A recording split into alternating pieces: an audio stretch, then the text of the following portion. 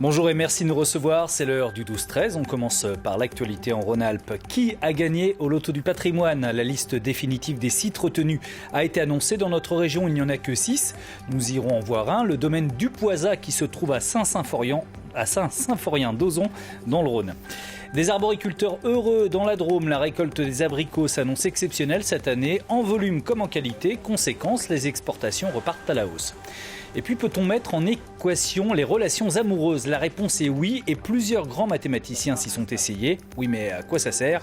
C'est ce qu'explique dans un livre le mathématicien lyonnais Laurent Pujaud-Manjoué. Il est notre invité ce midi. Peut-on mettre l'amour en équation et en formule mathématique? Ça peut paraître étrange, mais oui, on peut.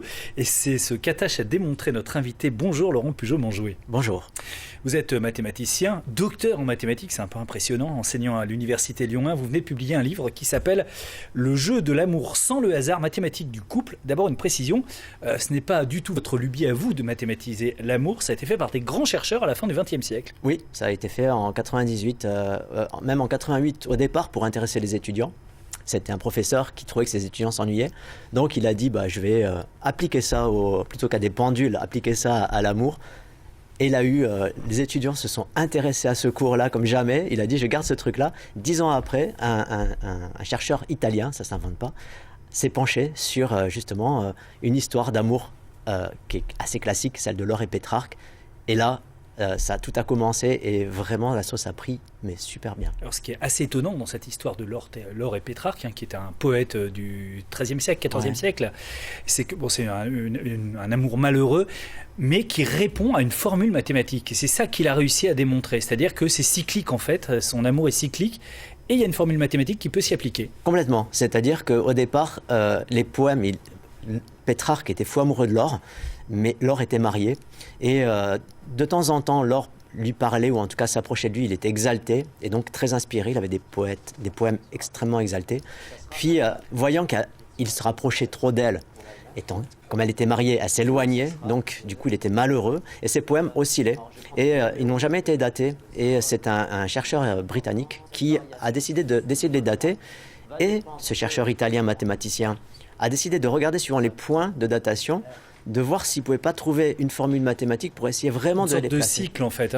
Et complètement. Il a montré mathématiquement que ces amours-là étaient cycliques et il a réussi à prouver que par des équations mathématiques, on pouvait essayer d'expliquer les relations amoureuses. Et l'idée c'est donc quoi? Qu'on peut prévoir aussi des comportements amoureux en appliquant des formules de maths? On peut les prévoir ou en tout cas les anticiper de façon assez en avance dans un couple. C'est-à-dire que la plupart du temps, dans un couple, on a vraiment la tête, on est au pied du mur, on n'a pas de recul pour savoir exactement comment ça va se passer.